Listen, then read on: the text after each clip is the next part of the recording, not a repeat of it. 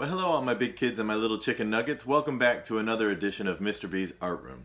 Today I'm excited to join you. We are going to be doing a overlapping, tracing, abstract design.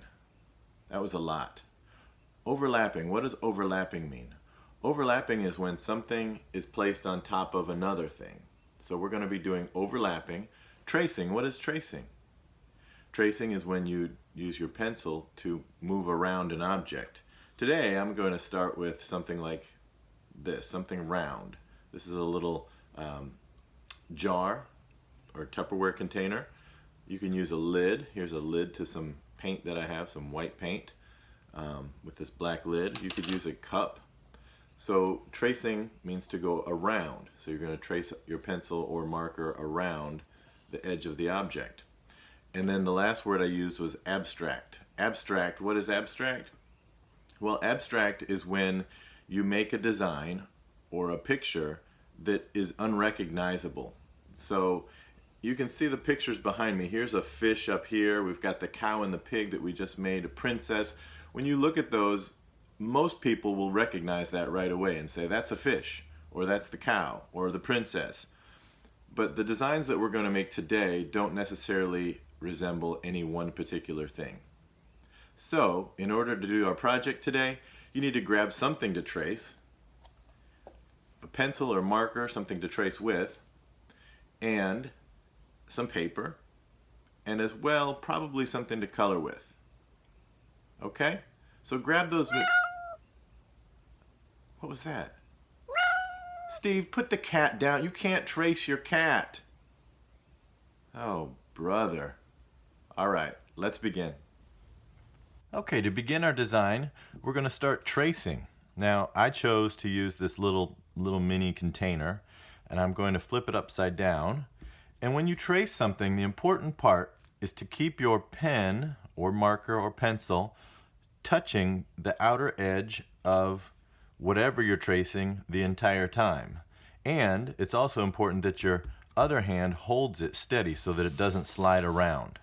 So watch as I trace this first one. I'm going to push hard with my right hand and I will draw with my left hand, keeping my marker all the way on the edge.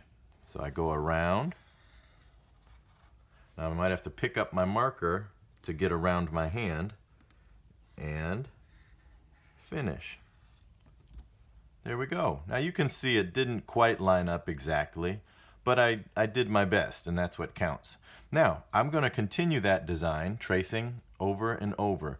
Now, a big thing that I said was, at the beginning, was one of our words was overlapping. Now, if I put a circle out here, it is not overlapping. Overlapping means it goes on top of the other. So if I trace here, watch this. You'll notice, going around, that those two circles overlap and they make this somewhat football shape. Can you see that little football shape right there? That's the part that they overlap. So I'll continue to trace.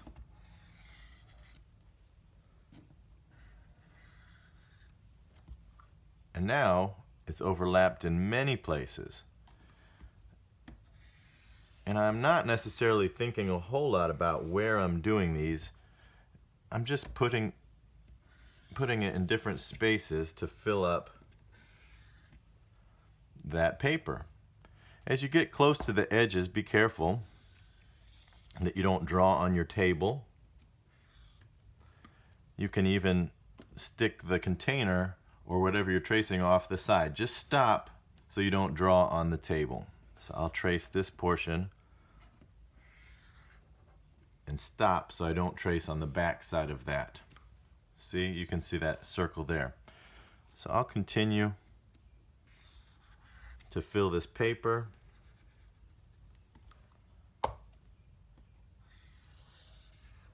With as many circles as I can, making sure that they overlap each other.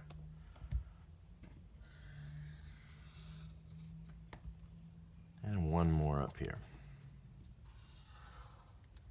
There we go. So I've got a lot of overlapping circles, and you can see I did my best tracing. They don't all match up. If you want to go around and darken them up or trace over them so that you can't see where the lines didn't quite match up. You can do that. I'll do that real quick on mine here. It kind of cleans it up a little bit.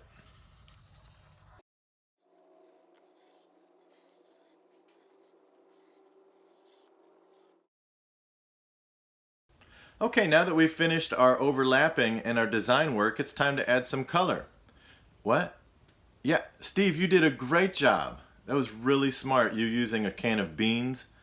Yeah, beans works out great. It's a nice circle, and a can is a great idea. Good job, Steve. All right, let's add some color. So now as I add color, watch what I'm going to do. I'll grab this yellow here, and I'm going to pick just one little section. So this part right here where it overlaps, and I want to color only that, not the entire circle, but just that little piece. So maybe we could call it a room because there's walls all the way around. So that little room, that's it. Then grab a different color and find another little room. Here's one, this little triangle there, and color that in. Then get another one and find another room. So watch as I fill in this entire picture with different colors.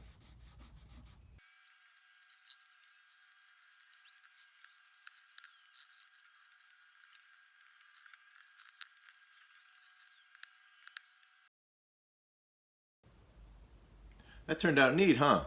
Yeah, I like it.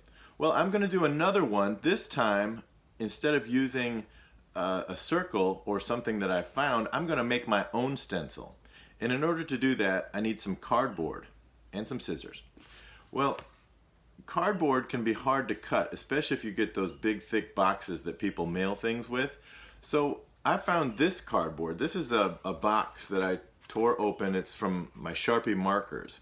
It's very thin cardboard. You can find this on cereal boxes or even the back of your notebook. There's a piece of cardboard on the back of your notebook. If you're finished with an old notebook, tear that off and you can use that. But you can see I've drawn two designs on there that I'm going to cut out and use those as stencils. Now, keep in mind as you do this, the more points you have is going to be more difficult for you to trace. So this star is going to be a little more difficult than this heart. Okay? So draw your own shape, cut it out, and watch me. Here I go.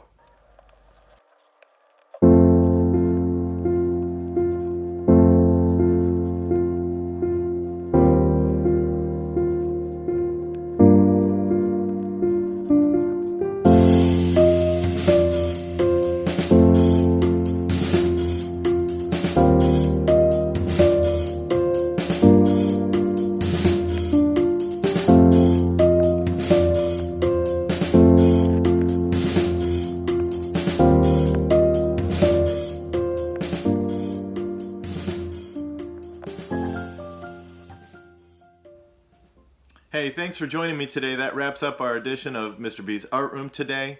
Don't forget, send me those pictures. I'd love to see them. Send them to my email here. And Steve, leave that cat alone. You can't trace that cat. Poor cat. Have a great day. I miss you guys.